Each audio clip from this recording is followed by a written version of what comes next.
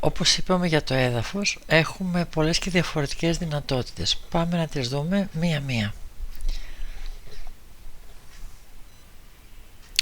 Δεύτερη περίπτωση. Έδαφος από 3D faces, έστω ότι μας έχουν δώσει έτοιμα τρίγωνα.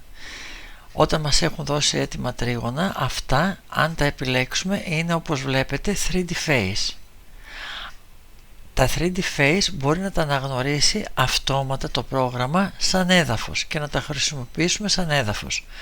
Οπότε έχοντας τα τρίγωνα, είτε με την περίπτωση που είδαμε εδώ πέρα από το Google, αυτό είναι μόνο για αναγνωριστική μελέτη, δεν βολεύει για πιο προχωρημένο στάδιο, είτε αν έχουμε τα 3D face μπορούμε να τα χρησιμοποιήσουμε αυτόματα σαν έδαφος. Αυτή είναι η δεύτερη απλούστατη περίπτωση.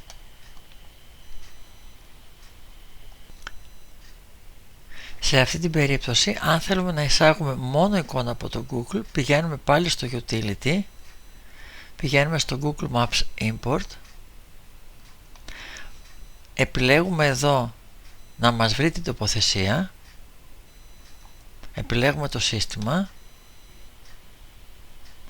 μας βρήκε την τοποθεσία, κάνουμε αν θέλουμε zoom in ή zoom out. Στο zoom out δεν μπορεί να μας βάλει πολύ μεγάλη έκταση, οπότε εδώ πέρα είμαστε ok, θα το ελέγξουμε κιόλας.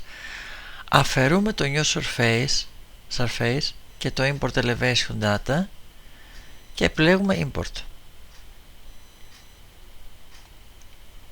Να τη εικόνα, μας έβαλε ήδη αρκετά μεγάλη περιοχή. Από εδώ αν θέλουμε την επιλέγουμε και την πάμε πιο πίσω. Έλα. Να τη. Και τα 3D face είναι το έδαφος που εμείς χρησιμοποιήσαμε νωρίτερα.